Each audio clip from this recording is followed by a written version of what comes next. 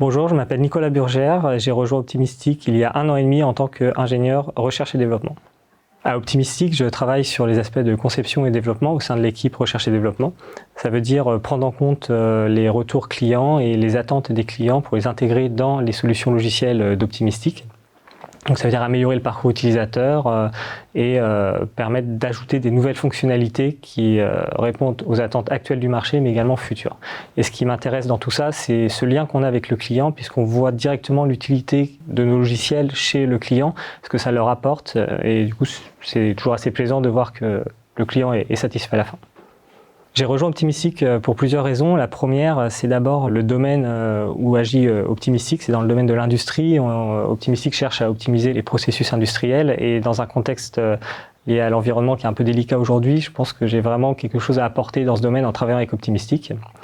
Et la seconde raison, c'est que l'équipe est très compétente. J'ai pu la rencontrer très tôt dans le processus de recrutement et j'ai vu que je me plairais assez vite dans cette entreprise puisque du coup, il y a une vraie synergie intellectuelle qui se crée et on apprend tous les jours.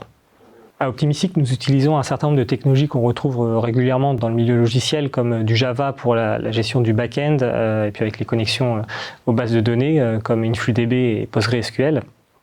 Java, du coup, est utilisé aussi avec un framework qui s'appelle Spring, qui gère pas mal de petites choses qu'on n'a pas à redévelopper. Et à côté de ça, on va utiliser du Python également pour l'aspect intelligence artificielle. Pour la gestion des interfaces utilisateurs, nous codons en Angular, qui est donc une surcouche de JavaScript. Et ça, c'est pour notre projet principal, donc OI Analytics. À côté, nous avons un deuxième projet très important également, qui est OIBus, qui permet donc de remonter des données de l'industrie directement dans d'autres systèmes d'information. Et ce projet, nous avons fait le choix de le mettre en open source.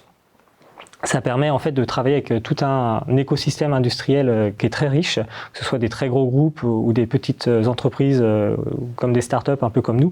On va travailler ensemble pour intégrer des technologies de connexion de bases de données ou de systèmes d'automates qui permettent d'ouvrir finalement la donnée industrielle au système d'information, tout en gérant bien sûr les aspects sécurité. Et c'était important pour nous de le mettre en open source, notamment pour ce lien avec cet écosystème qui est historiquement un peu fermé et chacun fait un peu les choses dans son coin. Là, on essaye vraiment d'harmoniser tout ça avec ce projet open source.